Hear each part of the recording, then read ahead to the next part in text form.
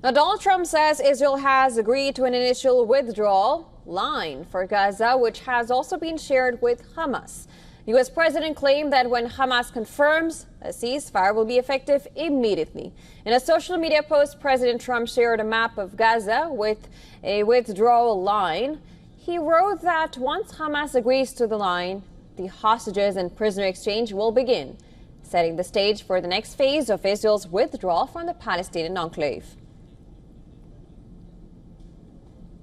Earlier in an interview on Saturday with Axios, Trump highlighting his behind-the-scenes diplomacy, including with Israeli Prime Minister Benjamin Netanyahu, said a peace deal in Gaza was close and that he will push to have it finalized in the coming days.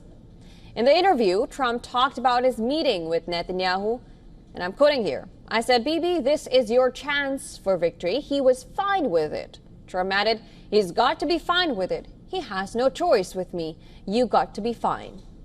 Trump also said that his Turkish counterpart, Recep Tayyip Erdogan, was, quote-unquote, very helpful in urging Hamas to agree to the release of hostages, calling him a tough guy and a friend. Earlier, Trump gave a new ultimatum to Hamas to move quickly or else all bets will be off. He further added that he appreciates Israel temporarily stopping the bombing in order to give the peace deal a chance to be completed.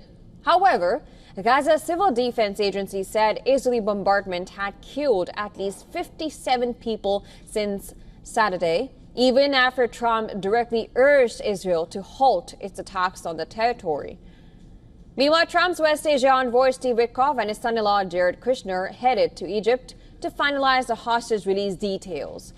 They will be negotiating with Israeli and Arab representatives. Now, Egypt is hosting an intra-Palestinian conference to discuss unity and the post-war administration of Gaza, a diplomatic track that could determine the Strip's future.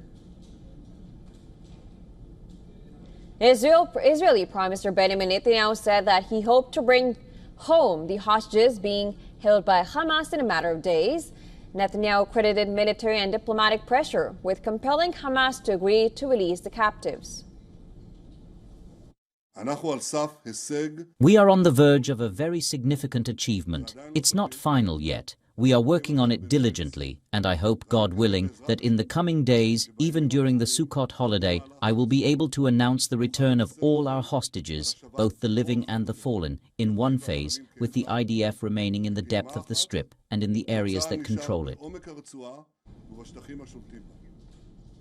He added that the Israeli army will hold all of the areas that control the depth of the Gaza Strip, and that in the second phase, Hamas will be disarmed and the Gaza Strip will be demilitarized.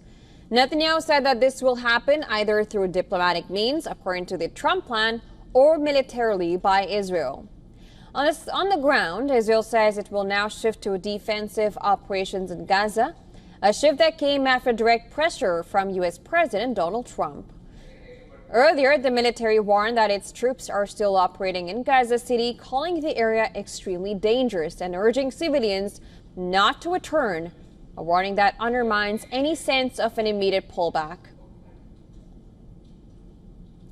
Meanwhile, Netanyahu's hard-right allies, Itamar Ben-Gvir and Bezalel Smotrich, both assailed him for the concessions he has made in order to facilitate Trump's plan to end the war in Gaza.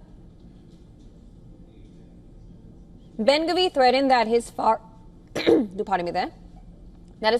Otzma Yehudit party would leave the government if Hamas continues to exist after the release of the hostages under the Trump plan.